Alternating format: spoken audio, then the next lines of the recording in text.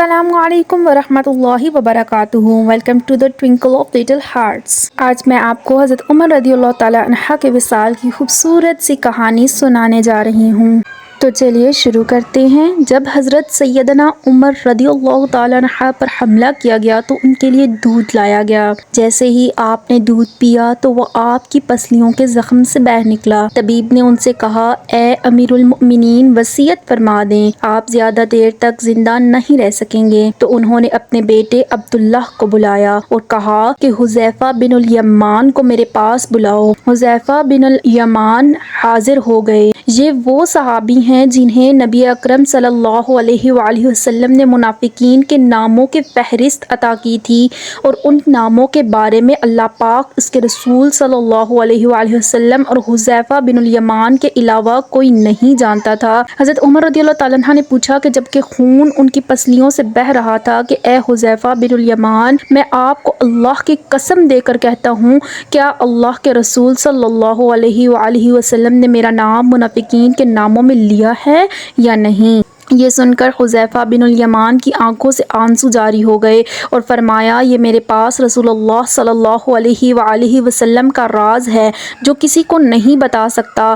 آپ نے پھر پوچھا، خدا کے لیے مجھے اتنا بتا دیں کہ اللہ کے رسول صلی اللہ علیہ وآلہ وسلم نے میرا نام شامل کیا ہے یا نہیں؟ حذیفہ بن الیمان کی ہچکی بند گئی اور کہتے ہیں، اے عمر رضی اللہ تعالی عنہ، میں صرف آپ کو بتا رہا ہوں، اگر آپ کی جگہ کوئی اور ہوتا تو میں کبھی بھی اپنی زبان نہ کھولتا، اور وہ ابھی صرف اتنا بتاتا ہوں کہ رسول اللہ صلی اللہ علیہ وآلہ وسلم نے اس میں آپ کا نام شامل نہیں کیا۔ حضرت عمر رضی اللہ تعالیٰ عنہ نے اپنے بیٹے عبداللہ سے کہا کہ دنیا میں میرے لیے ایک چیز باقی رہ گئی ہے۔ حضرت عبداللہ نے پوچھا، وہ کیا ہے ابا جان؟ تو پھر حضرت عمر رضی اللہ تعالیٰ عنہ نے فرمایا، بیٹا، میں جوار رسول صلی اللہ علیہ وآلہ وسلم میں دفن ہونا چاہتا ہوں، لہٰذا ام المؤمنین حضرت عائشہ رضی اللہ تعالیٰ عنہ کے پاس جاؤ، ان سے یہ مت کہنا کہ اے امیر المؤمنین عمر، بلکہ کہنا کہ کیا آپ عمر کو اپنے ساتھیوں کے قدموں میں دفن ہونے کی اجازت دیتی ہیں، کیونکہ آپ اس گھر کی مالکن ہیں؟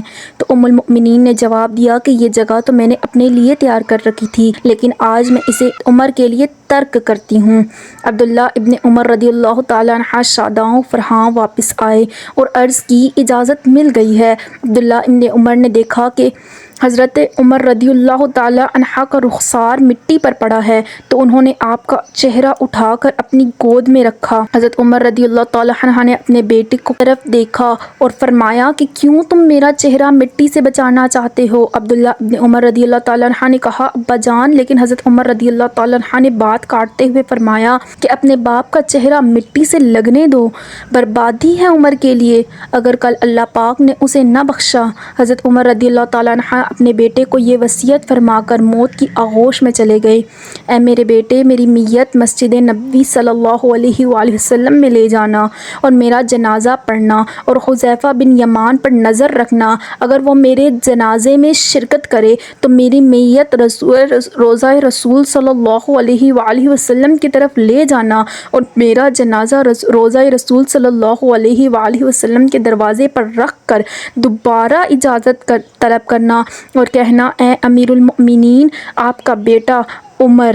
یہ مت کہنا کہ اے امیر المؤمنین عمر، ہو سکتا ہے میری زندگی میں مجھ سے حیا کی وجہ سے اجازت دی گئی ہو، اگر اجازت مرحمت فرما دے تو دفن کرنا، ورنہ مجھے مسلمانوں کے قبرستان میں دفن کر دینا۔ عبداللہ ابن عمر رضی اللہ تعالیٰ عنہ کی نظریں حذیفہ بن یمان پر تھیں۔ وہ کہتے ہیں کہ میں حذیفہ بن یمان کو ابا جان کی نماز جنازہ پہ دیکھ کر بہت خوش ہوا، اور ہم جنازہ لے کر روضہ رسول صلی اللہ علیہ وآلہ وسلم کی طرف چلے گئے۔ دروازے پر کھڑے ہو کر میں نے کہا، اے ہماری ماں، آپ کا بیٹا عمر دروازے پر ہے، کیا آپ تدفین کی اجازت دیتی ہیں؟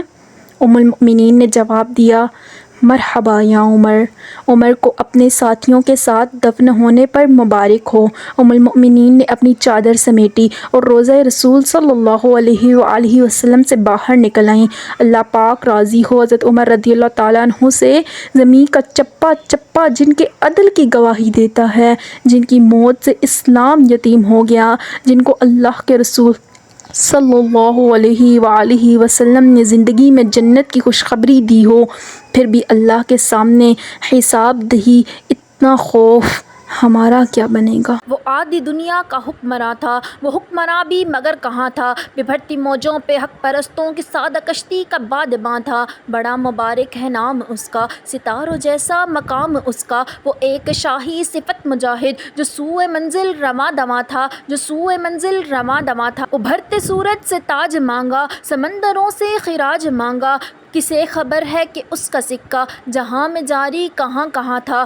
حسن سے پوچھو علی سے پوچھو تم اس کے بارے نبی سے پوچھو، حسن سے پوچھو علی سے پوچھو تم اس کے بارے نبی سے پوچھو۔ اندھیری شب میں چراغ بن کر جو ساری دنیا میں ذو فشاں تھا۔